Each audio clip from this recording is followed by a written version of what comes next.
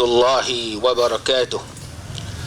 الحمد لله والصلاة والسلام على رسول الله بلغ الرسالة وأدى الأمانة ونصح للأمة وكشف الله به الغمة وجاهد في سبيل الله حق جهاده حتى أتاه اليقين.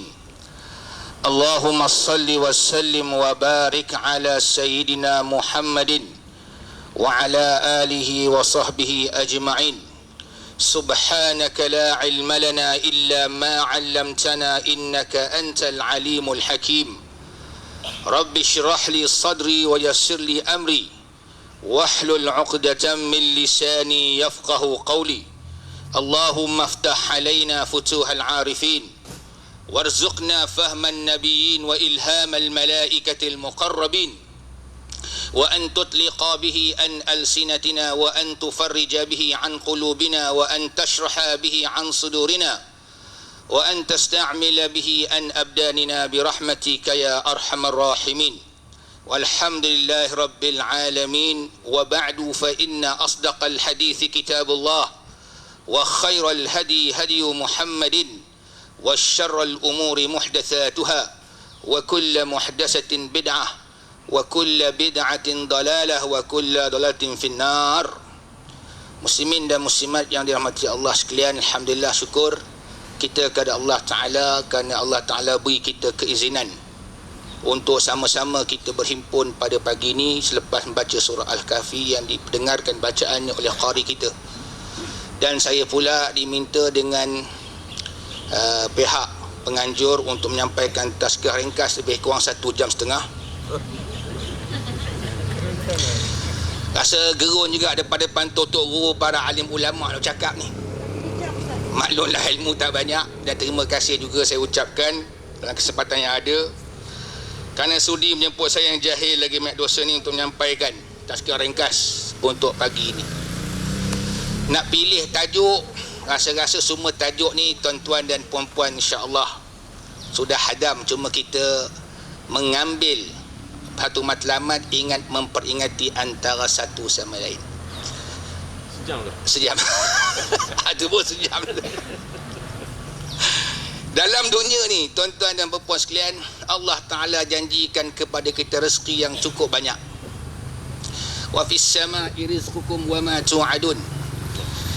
Di langit maknanya setelah ditulis di Lauh Mahfuz rezeki-rezeki masing-masing, termasuklah binatang yang tak ada sijil, sampai PhD pun tak ada binatang. Saya kata PhD, sijil tadika pun tak ada, pun Allah tetapkan rezeki bagi mereka. Wa fis sama'i rizqukum wa ma tu'adun, dan segala janjikan kepada kamu.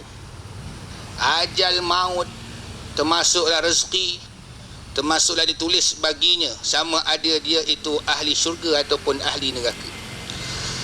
Teringat saya tu kisah Imam Al-Asma'i, seorang ulama yang terkenal, berjalan kaki daripada negeri dia pergi menuju ke Mekah Al-Mukarramah untuk menunaikan ibadah haji.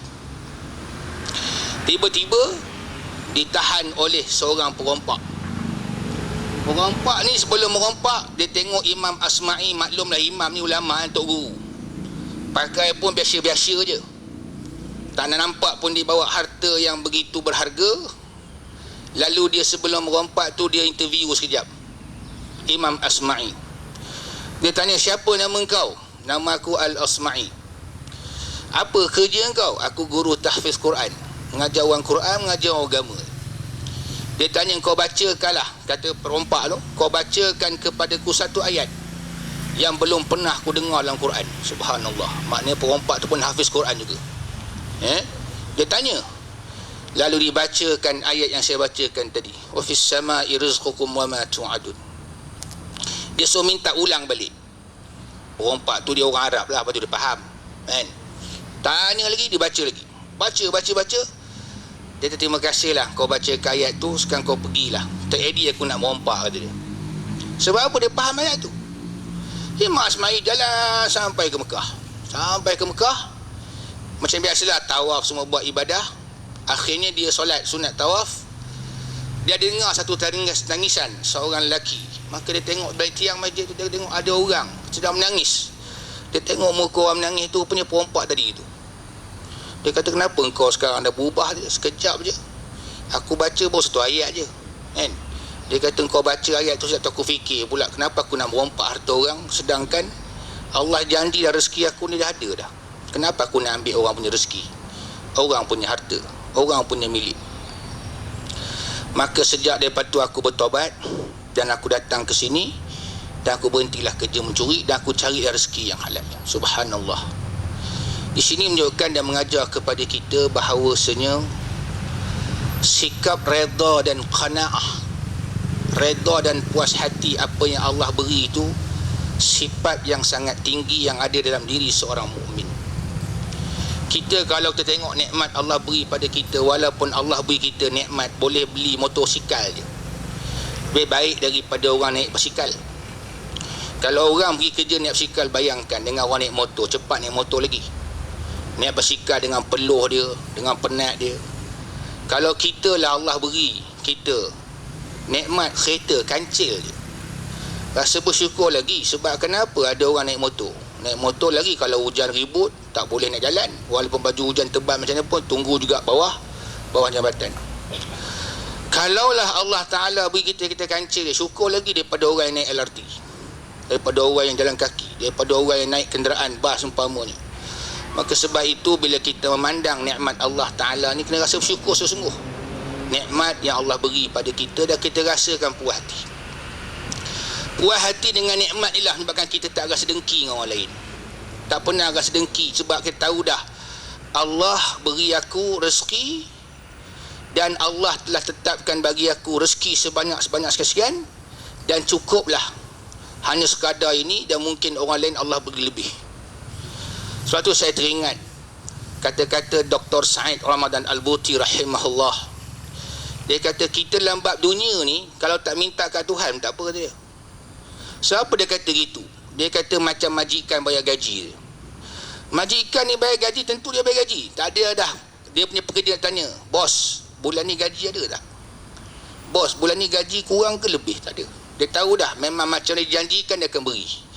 Sebab tu dia kata para al-arif billah, orang yang tarafnya wali Allah, dia tak pernah doa minta dunia. Ya Allah beri aku kekayaan begini, harta begini, umur begini, tak ada. Dia minta hanya sekadar untuk Allah terima dia, redha dia, dan dia masuk syurga. Itulah. Lain tak ada dah. Sebab bagi dia cukup. Rezekinya Allah beri, tak pernah sangka buruk pada Allah Ta'ala. Sebab tu bila dia tengok Allah Ta'ala beri nikmat pada orang lain, dia tak pernah sedengki. Kita kadang-kadang nikmat orang lain tengok dia dengki. Orang lain kurus dia dengki. Kau kurus aku gemuk je. Orang kurus bila tengok orang gemuk dengki pula. Kenapa tak gemuk macam kau? Padahal orang gemuk aku pun nak kurus macam kau juga. Nampak? Bila kita peringkat begitu, bayangkan. Jadi sebab itulah bila kita kata seseorang yang sifat dia ada perasaan dengki, maka dengki itu dia kena buang. Sebab dia tak kena ingat bahawa nikmat Allah beri semua je sudah dia tetapkan, yang kau nikmat kau banyak ni, yang kau banyak ni. Apa tu? Wa rabbuka yakhluqu ma yasha'u wa yakhtar. Quran kata Tuhan engkau mencipta segala yang dia nak, yang dia nak. Dia nak kita jadi apa? Nak jadi ustaz lah. Nak jadi cikgu lah. Yalah usaha juga kan. Tapi maknanya dah Allah tetapkan itu je lah. Macam nelayan pergi cari ikan, Allah tetapkan ikan dia penuh satu perahu lagi tu. Kalau hari ni separuh, suku-suku, dia cari, bukan dia cari. Tapi yang tu Allah berikan. Sebab Allah kata dah, wa rabbuka yakhluqu ma yasha'u wa yakhtar, dan dia yang pilih. Tak ada pilihan tu kita. Kita doa sama, doa bagian narak. Tak ada apa pun. Sebab tu dalam adab jangan sebut, oh doa saya ustaz Allah tak makbul. Tak. Doa bukan tak makbul, doa belum dimakbulkan. Sebagaimana Ibnu Athaillah pernah menegur Ibnu Taimiyah, dia tegur doa bukan tak makbul, tapi belum dimakbulkan. Baru tersentak dia tak juga. Ini bukan tak makbul. Tak makbul berarti sangka buruk dengan Tuhan, tapi belum dimakbulkan. Kalau Tuhan tak makbulkan dekat dunia, dekat akhirat dia makbulkan. Sebab tu orang yang berdoa berarti dia beribadat pahala dia. Doa sentiasa. Doa ni sampaikan satu hadis, walaupun hadis itu taraf tidaklah hadis yang sahih. Kita walaupun kamu minta garam sekalipun, Garam tak ada kat rumah, doa, ya Allah Tuhanku, garam tak ada, ya Allah kurniakan aku garam. Tapi yang duduk je, pergilah cari 7-Eleven. Apa ikut KK kau. Tahu pinjamlah jiran sebelah kejap. Assalamualaikum, salam kan. Ada garam tak ada kan? Kalau biasa garam-garam Ustaz Zohor kan, garam kasar ke garam halus? Garam kasar nak pagar rumah. Aku garam halus tak ada, garam kasar dia. Tak apa, ni bukan pagar rumah, pagar perut dia. Sebab tu kita lihat balik, Allah Ta'ala ni dia cukup baik pada para hamba dia. Sebab tu kita baca Bismillahirrahmanirrahim. Dengan nama Allah Maha Pemurah. Pemurah rezeki semua dia bagi. Orang baik, orang tak baik, orang beriman, orang kafir, orang yang taat, orang yang fasik, orang yang ahli maksiat, semua dia bagi belaka. Kadang-kadang ada orang tak semayang, badan sihat. Ada badan sihat, dia lari sampai 10-20 km, tapi rumah dia dengan surau 20 meter tak sampai ke. Itu yang sedih tu. Ada orang tanya saya, Ustaz, ada orang boleh lari sampai 25 km, rumahnya dengan surau 500 meter, kenapa tak sampai juga? Sebab nak ke surau bukan kekuatan fizikal, tetapi kekuatan rohani. Ada orang boleh angkat besi berat 100 kg, relax dia kan, abang sadar, tapi nak angkat selimut yang beratnya hanya 5 gram tak boleh. Sebab apa? Sebab nak angkat selimut, nak semayang subuh, semayang tahajud, sebab bukan kekuatan fizikal tapi kekuatan rohani. Satu para ulama-ulama yang sebut al-arifin billah, dia nak kejar yang ni, dia tak nak kejar dunia. Sebab dunia dah kejar dia. Kita kejar dunia. Sebab tu akhirat tak kejar kita, kena ubah. Kejar akhirat, dunia akan kejar kita tetap. Sebab itulah, sebagai satu kesimpulan, tazkirah ringkas dia cukup dah 2 jam kan? Jadi bukan tak boleh sifat kita dengki ni. Dengki ni ada 2 benda yang dibenarkan dalam Islam. La hasada illa fisnataini. Rajulun atahu Allahu malan fasulita ala halakatihi fil haqqi, wa rajulun atahu Allahu hikmatan fayaqdi biha wa yu'allimuha. Tidak boleh berdengki melainkan dalam 2 perkara. 2 ketaatan. Pertamanya, ada orang ni Allah beri dia rezeki banyak, suruh kaya dia. Kita rasa aku pun nak kaya macam dia lah. Sebab apa? Dia tunaikan harta dia dalam jalan kebaikan. Yang zakat dia bayar, yang sedekah pun dia bagi. Bismillah, Masya Allah, ya Allah aku naik dia macam dia, ya Allah biar aku pun juga boleh berinfak. Yang kedua, Allah beri dia ilmu, kemudian ilmu tu dia amalkan, dia sampaikan pada orang lain. Maka sebab tu kita kena ada rasa macam itulah. Macam Ustaz Khair kita, bismillah, Masya Allah, Allah kurniakan suara yang sedap. Setengah orang suara sedap menyanyi dia, muda-muda menyanyi, mujulah tua-tua pun azan. Tapi Ustaz Khair, bismillah, Masya Allah kan, daripada awal umur sampai sekarang istiqamah menjadi seorang yang baca Quran kan? Morani sampai Morani. Alhamdulillah. Jadi kalau kita lihat, kalau kita rasakan ketaatan ada pada orang lain, kita minta, ya Allah jadikan aku macam dia, ya Allah. Disampaikan pula kepada orang ramai ilmu tu. Dan mudahan itu sajalah sebagai satu tazkirah ringkas. InsyaAllah mudah-mudahan sama-sama kita ingat memperingati. Sebenarnya yang Allah tanya bukan yang mendengar, sebenarnya yang menyampaikan. Sebab tu mulut Allah jika satu, telinga tu 2. Sebab nak suruh kita banyak mendengar daripada banyak bercakap. Sebab itulah tazkirah ni pun cukuplah 2 jam insya-Allah. Wallahu subhanahu wa ta'ala alam. Aqulu qali hadza wa astaghfirullahal azim. Wabillahi taufiq wa hidayah. Wassalamualaikum warahmatullahi wabarakatuh. Waalaikumsalam warahmatullahi wabarakatuh. Alhamdulillah 2 jam tak rasa. Kalau boleh nak 2 jam lagi kan. Apa barakallahu fiik atas tazkirah yang diberikan kepada kita. Mudah-mudahan ia memberi manfaat dan pengajaran kepada kita insya-Allah. Jadi kesimpulannya, yang pertama, bersangka baik dengan Allah. Kan kita tidak tahu apa yang terbaik untuk kita sebenarnya, walaupun pada hemat dan pemikiran kita itu adalah terbaik.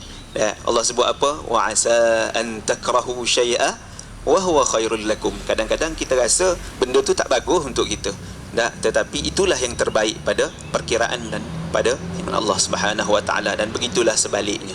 Yang kedua, sentiasa bersyukur dengan apa yang Allah Subhanahu wa taala berikan kepada kita, segala nikmat. Tapi sakit jangan, orang kata jangan pula syukur kan. La in syakartum la azidannakum. Allah bagi sakit, kang syukur Allah tambah lagi sakit. Kita bersabar dengan sakit yang Allah Subhanahu Wa Taala berikan kepada kita, dan kita mohon doa di samping kita mencari penawar dan ubat untuknya, insya-Allah. Tok Bomo ada kat sini, Dr. Samet. Dah. Baik. Jadi tadi ada hajat daripada salah seorang sahabat kita, Kak Fida. Tak mohon doa untuk ayah Kak Fida, untuk ayahnya supaya disembuhkan daripada penyakit. Dan kita pun tahu sekarang ni adalah zaman penyakit, macam-macam penyakit. Tak bukan sahaja daripada tuan punya hajat tadi. Saya percaya ramai di antara kita, sahabat-sahabat kita, saudara mara kita, abang adik kakak kita, dan begitulah seterusnya. Ramai yang ditimpa musibah sakit. Jadi sama-sama lah kita berdoa khusus untuk kepada ayah Kak Fida, dan semua sekali lah pada sahabat-sahabat kita, saudara mara kita yang ditimpa ujian sakit oleh Allah Subhanahu Wa Taala. Mudah-mudahan diberikan kesembuhan, insya-Allah. A'udzu billahi minasyaitonir rajim. Bismillahirrahmanirrahim. Alhamdulillahi rabbil alamin, hamdan hamidin, hamdan syakirin, hamdan yuwafi ni'amahu wa yukafi'u mazidah. يا ربنا لك الحمد كما ينبغي لجلال وجهك الكريم وعظيم سلطانك. اللهم إنا نسألك سلامة في الدين وعافية في الجسد وزيادة في العلم وبركة في الرزق وتوبة قبل الموت ورحمة عند الموت ومغفرة بعد الموت. اللهم هون علينا في سكرات الموت والنجاة من النار والعفو عند الحساب. اللهم رب الناس أذهب البأس اشف أنت الشافي لا شافي إلا أنت شفاء لا يغادر سقما. اللهم اشف مرضانا ومرضى المسلمين. اللهم ارفع عنهم ما هم فيه وأفرغ عليهم وعلى أهليهم صبرا وارزقهم الرضا بالقضاء وعاجل الشفاء شفاء لا يغادر سقما برحمتك يا أرحم الراحمين. اللهم ربنا ظلمنا أنفسنا وإن لم تغفر لنا وترحمنا لنكونن من الخاسرين. اللهم ربنا آتنا في الدنيا حسنة وفي الآخرة حسنة وقنا عذاب النار. وصلى الله على سيدنا محمد وعلى آله وصحبه وبارك وسلم. سبحان ربك رب العزة عما يصفون وسلام على المرسلين والحمد لله رب العالمين. تقبل الله منا ومنكم. Alhamdulillah, terima kasih atas kehadiran semua. Mudah-mudahan dan segala urusan yang kita lakukan selepas ini adalah urusan yang terbaik, insya-Allah. Aqulu qawli hadza wa astaghfirullahal azim li wa lakum. Wassalamu alaikum warahmatullahi wabarakatuh.